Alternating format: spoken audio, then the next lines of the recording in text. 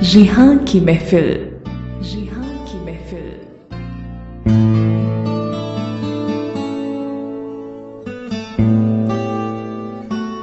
यादों के झरोखे से आज आप सुनेंगे कहानी जिंदगी की कश्मकश।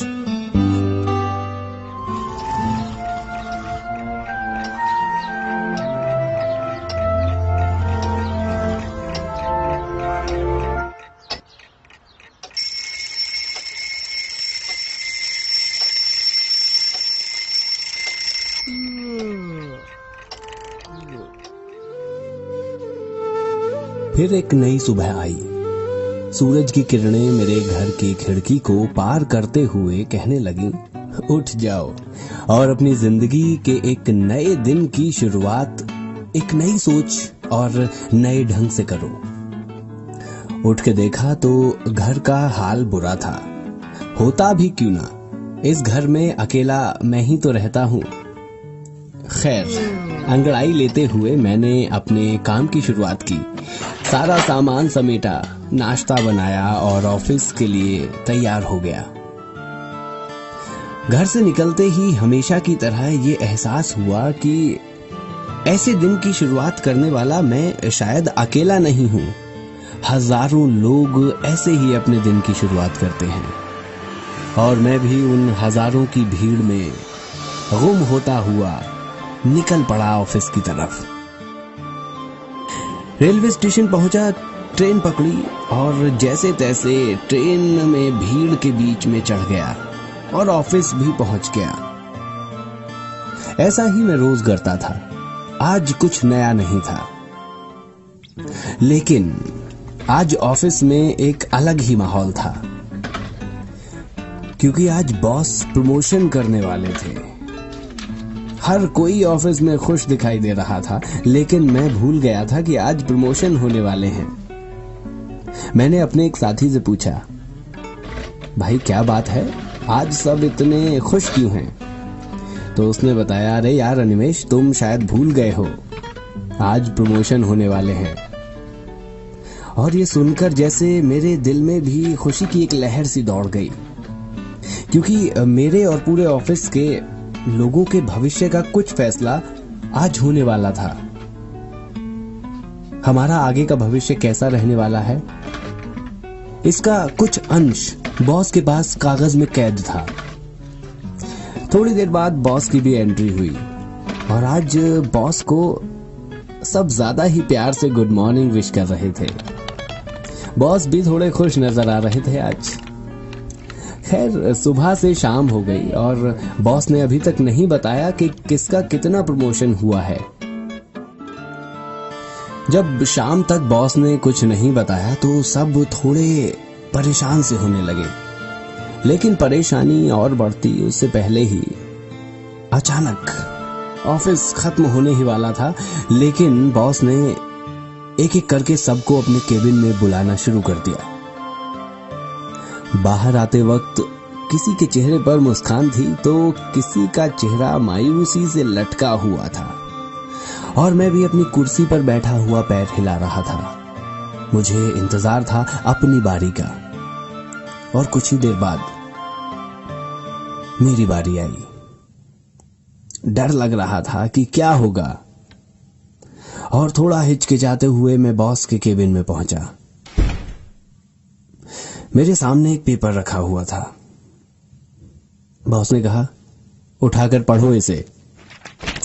और डरते डरते मैंने वो पेपर उठाकर पढ़ना शुरू किया और जैसे यकीन ही नहीं आया, मैं अब अपनी कंपनी का असिस्टेंट मैनेजर बन गया था। सैलरी भी अच्छी खासी बढ़ गई थी और मैं बहुत खुश था। मुझे लग रहा था कि जैसे मैं आज सबसे अलग हो गया हूं, आज मैं सबसे ऊपर पहुंच गया हूं। आज मेरी खुशी का तो जैसे ठिकाना ही नहीं था।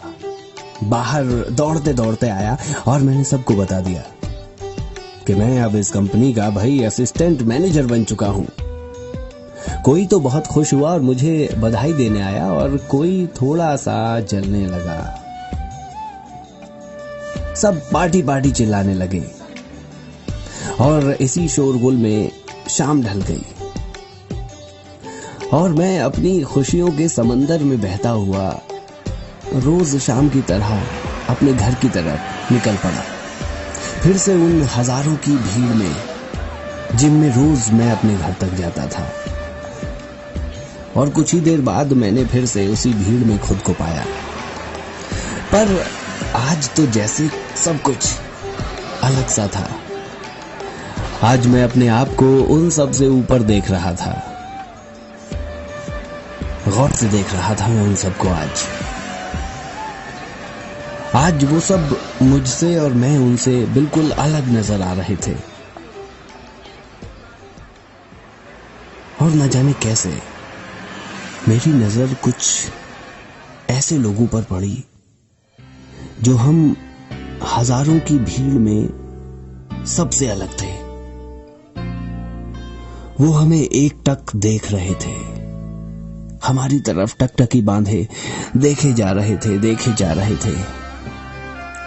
उनकी नजरें उन किरणों से भी तेज आ रही थीं और तेज चुभ रही थीं जो हर रोज सुबह मेरे घर की खिड़की से आती थीं और मेरे चेहरे पर पड़ती थीं।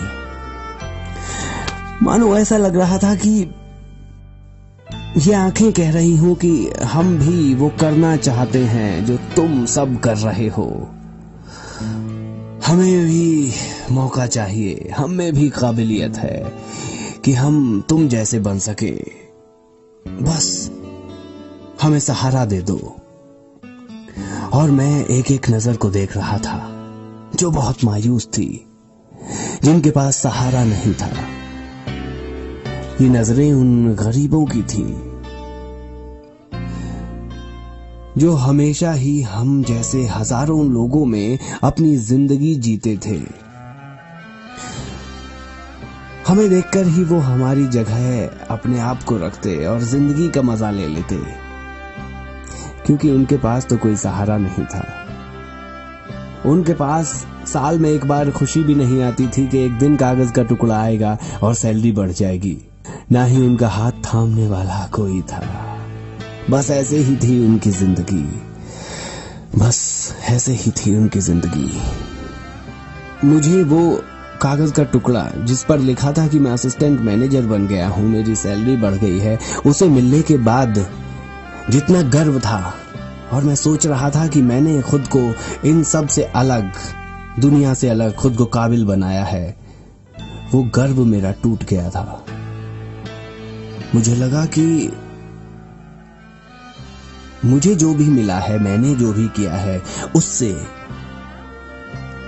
इन बेसहारा लोगों को क्या मिला है?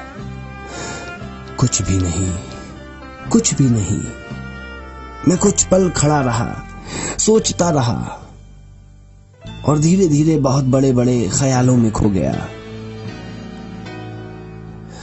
पर ये जिंदगी बहुत अजीब है, किसी भी चीज के लिए वक्त नहीं देती। और धीरे धीरे सोचते सोचते मैं स्टेशन की तरफ बढ़ने लगा।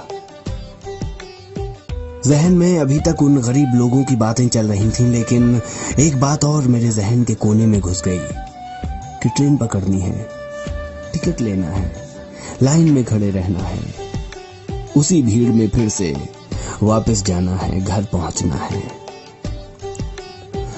और ये सारी बातें जैसे जैसे मेरे जहन में घुसती गई, धीरे धीरे उन गरीब लोगों की बातें मेरे जहन से निकलती चली गई। ट्रेन जैसे जैसे अपनी रफ्तार पकड़ रही थी, मैं उन लोगों की आंखों को, उन लोगों की नजरों को भूलने लगा था। और फिर मुझे एहसास हुआ मैं भी उस हजारों की भीड़ में शामिल हूं। मैं भी उन्हीं में से एक हूं जो हर रोज सुबह उठते हैं, ऑफिस जाते हैं और शाम को फिर ऑफिस से घर आ जाते हैं। मैं भी उन्हीं लोगों की भीड़ में शामिल हूं जो उन नजरों की परवाह नहीं करते, जो उन बेसहारा लोगों को देखते हुए भी, सब जानते हुए भी अनजान बन जाते हैं। आप सुन रहे थे कहानी जिंदगी की कश्मकश।